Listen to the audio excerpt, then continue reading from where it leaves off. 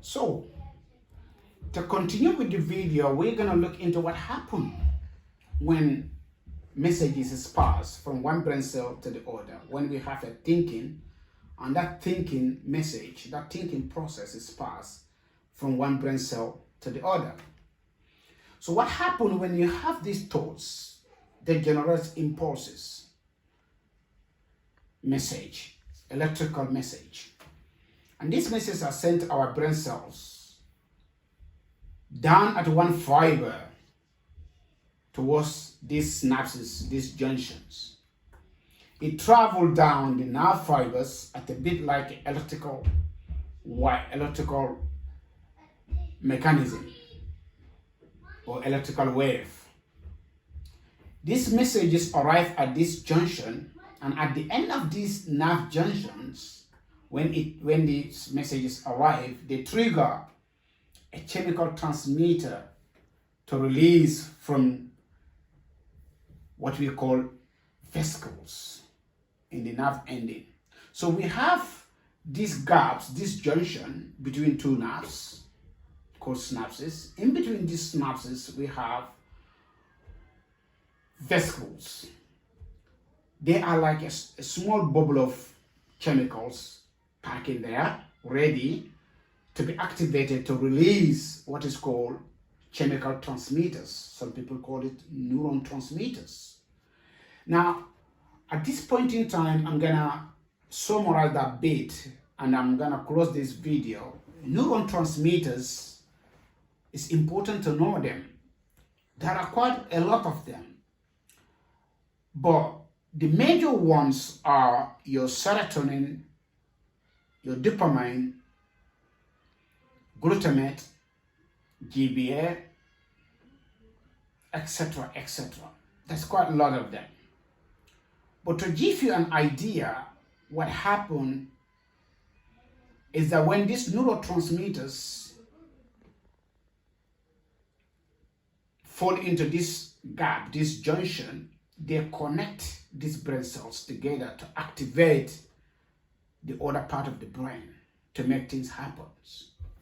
And that is the whole concept of this gap.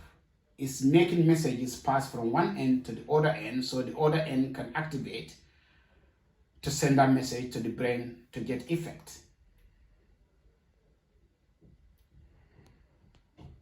So these neurotransmitters, these junctions, they can act as a neuromodulator, which means when they are transmitted, their effect can have other effects on other neuron transmitters, or they can just transmit that in one particular information to cause an effect.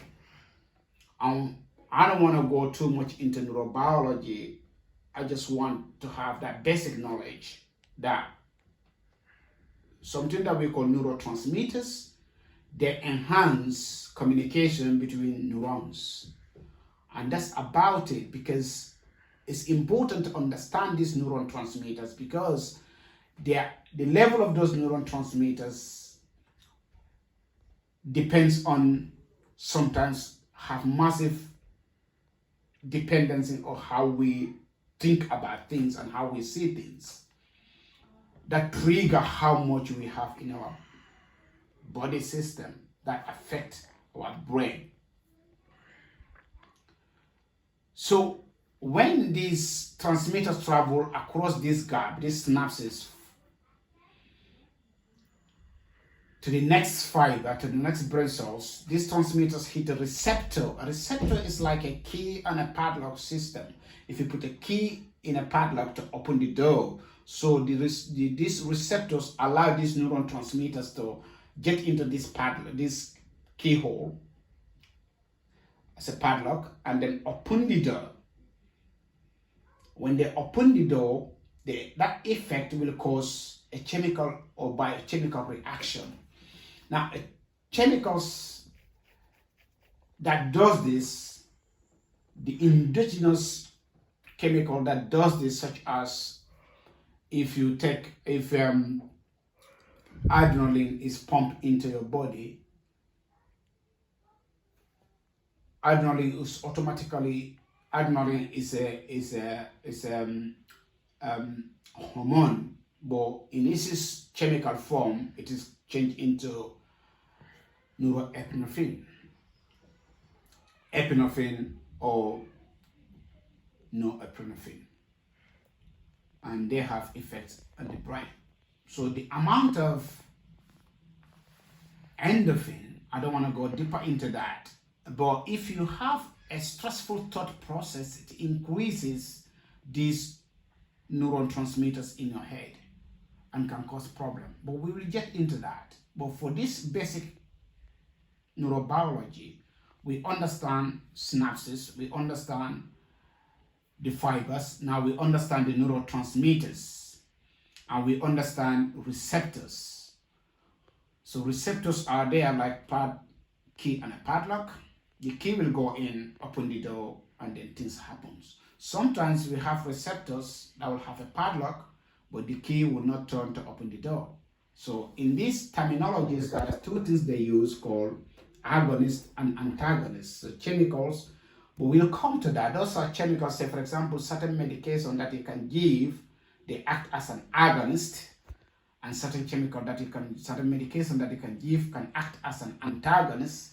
They will go into this gap, they will attach themselves to these receptors, but they will not allow the receptor to open the door. So therefore, they will block the transmission of that chemical go through. So you'll have more of that chemical in your brain, such as serotonin, for example.